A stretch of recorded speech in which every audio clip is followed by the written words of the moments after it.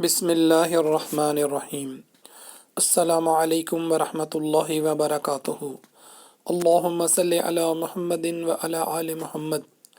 سیرت النبی صلی اللہ علیہ وآلہ وسلم، درس نمبر 91، گھر سے غار ثور تک۔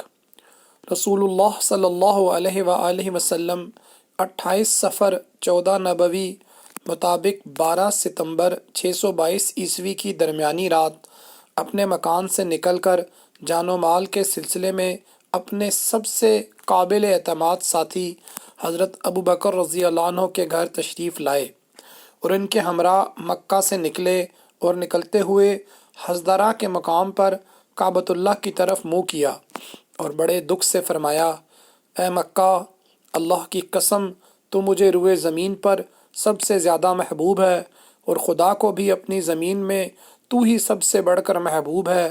اگر تیرے باشندوں نے مجھے نہ نکالا ہوتا تو میں کبھی تجھے نہ چھوڑتا۔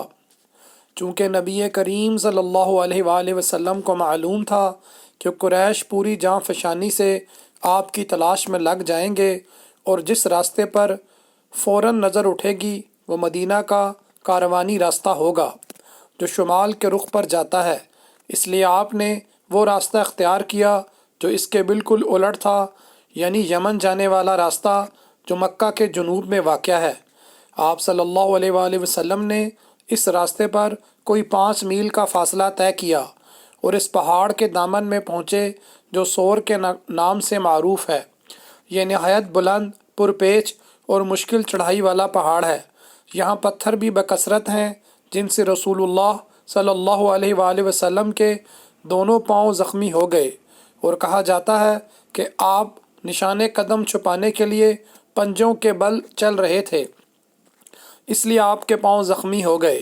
بہرحال وجہ جو بھی رہی ہو، حضرت ابو بکر رضی اللہ عنہ نے پہاڑ کے دامن میں پہنچ کر آپ صلی اللہ علیہ وآلہ وسلم کو اٹھا لیا اور دوڑتے ہوئے پہاڑ کی چوٹی پر ایک غار کے پاس جا پہنچے جو تاریخ میں غار ثور کے نام سے معروف ہے۔ غار کے پاس پہنچ کر حضرت ابو بکر رضی اللہ عنہ نے کہا: اللہ کے لیے ابھی آپ اس میں داخل نہ ہوں، پہلے میں داخل ہو کر دیکھ لیتا ہوں، اگر اس میں کوئی ضرر رساں چیز ہوئی تو آپ کے بجائے مجھے اس سے سابقہ پیش آئے گا۔ چنانچہ حضرت ابو بکر رضی اللہ عنہ اندر گئے اور غار کو صاف کیا۔ ایک جانب چند سوراخ تھے، انہیں اپنا تہبند پھاڑ کر بند کیا، پھر رسول اللہ صلی اللہ علیہ وآلہ وسلم سے عرض کی کہ اندر تشریف لائیں۔ آپ صلی اللہ علیہ وآلہ وسلم اندر تشریف لے گئے اور حضرت ابو بکر رضی اللہ عنہ کی آغوش میں سر رکھ کر سو گئے۔ اتفاق سے سامنے کا ایک سوراخ بند نہیں ہوا تھا جسے حضرت ابو بکر رضی اللہ عنہ نے اپنے پاؤں کی ایڑی رکھ کر بند کیا۔ اس سوراخ میں ایک سانپ یا کوئی زہریلا کیڑا رہتا تھا جس نے آپ رضی اللہ عنہ کو ڈس لیا، مگر اس ڈر سے ہلے بھی نہیں کہ رسول اللہ صلی اللہ علیہ وآلہ وسلم جاگ نہ جائیں، لیکن درد و تکلیف کی شدت سے ان کے آنسو رسول اللہ صلی اللہ علیہ وآلہ وسلم کے چہرے پر ٹپک گئے اور آپ کی آنکھ کھل گئی۔ آپ صلی اللہ علیہ وآلہ وسلم نے فرمایا: ابو بکر، تمہیں کیا ہوا؟ عرض کی: میرے ماں باپ آپ پر قربان، مجھے کسی چیز نے ڈس لیا ہے۔ رسول اللہ صلی اللہ علیہ وآلہ وسلم نے اس پر لعاب دہن لگا دیا اور تکلیف جاتی رہی۔ یہ بات زرین نے حضرت عمر بن خطاب رضی اللہ عنہ سے روایت کی ہے۔ اس روایت میں یہ بھی ہے کہ پھر یہ زہر پھوٹ پڑا، یعنی موت کے وقت اس کا اثر پلٹ آیا اور یہی موت کا سبب بنا۔ یہاں دونوں حضرات نے 3 راتیں یعنی جمعہ، ہفتہ اور اتوار کی راتیں غار میں چھپ کر گزاریں۔ اس دوران حضرت ابو بکر رضی اللہ عنہ کے صاحبزادے حضرت عبداللہ رضی اللہ عنہ بھی یہیں رات گزارتے تھے۔ حضرت عائشہ رضی اللہ عنہ کا بیان ہے کہ وہ گہری سوجھ بوجھ کے مالک، سخن فہم جوان تھے۔ سحر کی تاریکی میں ان دونوں حضرات کے پاس سے چلے جاتے اور مکہ میں قریش کے ساتھ یوں صبح کرتے گویا انہوں نے یہیں رات گزاری ہے۔ پھر آپ دونوں کے خلاف کی سازش کی جو کوئی بات سنتے اسے اچھی طرح یاد کر لیتے، اور جب تاریخ کی گہری ہو جاتی تو اس کی خبر لے کر غار میں پہنچ جاتے۔ ادھر حضرت ابو بکر رضی اللہ عنہ کے غلام عامر بن فہیرہ رضی اللہ عنہ بکریاں چراتے رہتے اور جب رات کا ایک حصہ گزر جاتا تو بکریاں لے کر ان کے پاس پہنچ جاتے۔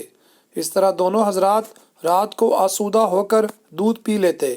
پھر صبح تڑکے ہی حضرت عامر بن فحیرہ رضی اللہ عنہ بکریاں ہانک کر چل دیتے۔ تینوں رات انہوں نے یہی کیا۔ مزید یہ کہ حضرت عامر بن فحیرہ رضی اللہ عنہ حضرت عبداللہ بن ابی بکر رضی اللہ عنہ کے مکہ جانے کے بعد انہی کے نشانات قدم پر بکریاں ہانکتے تھے تاکہ نشانات مٹ جائیں۔ ادھر قریش کا یہ حال تھا کہ جب منصوبہ قتل کی رات گزر گئی اور صبح کو یقینی طور پر معلوم ہو گیا کہ رسول اللہ صلی اللہ علیہ وآلہ وسلم ان کے ہاتھ سے نکل چکے ہیں تو ان پر گویا جنون طاری ہو گیا۔ ادھر قریش کا یہ حال تھا کہ جب منصوبہ قتل کی رات گزر گئی اور صبح کو یقینی طور پر معلوم ہو گیا کہ رسول اللہ صلی اللہ علیہ وآلہ وسلم ان کے ہاتھ سے نکل چکے ہیں تو ان پر گویا جنون طاری ہو گیا۔ انہوں نے سب سے پہلے اپنا غصہ حضرت علی رضی اللہ عنہ پر نکالا۔ جب ان سے کوئی تسلی بخش جواب نہ ملا تو حضرت ابو بکر رضی اللہ عنہ کے گھر پہنچے اور اسما بنت ابی بکر رضی اللہ عنہ سے پوچھا تیرا باپ کہاں ہے؟ جب انہوں نے لا علمی ظاہر کی تو ابو جہل نے اتنی زور سے ان کے منہ پر تماچا مارا کہ ان کے کان کی بالی نیچے گر گئی، اور پھر نبی صلی اللہ علیہ وآلہ وسلم کی تلاش میں نکل پڑے۔ ڈھونڈتے ڈھونڈتے غار ثور تک پہنچے، لیکن اللہ کے حکم سے غار کے منہ پر مکڑی نے جالا بن دیا اور کبوتری نے انڈے دے دیے، جس سے وہ آگے نہ جا سکے، اور آخر کار تھک ہار کر نبی صلی اللہ علیہ وآلہ وسلم کی اطلاع دینے پر 100 اونٹوں کے انعام کا اعلان کیا۔ آپ صلی اللہ علیہ وآلہ وسلم نے 3 دن تک غار ثور میں قیام کیا۔ آج کے لیے اتنا ہی، انشاءاللہ آئندہ کے لیے جاری ہے۔ جزاک اللہ خیرہ۔ السلام علیکم ورحمۃ اللہ وبرکاتہ۔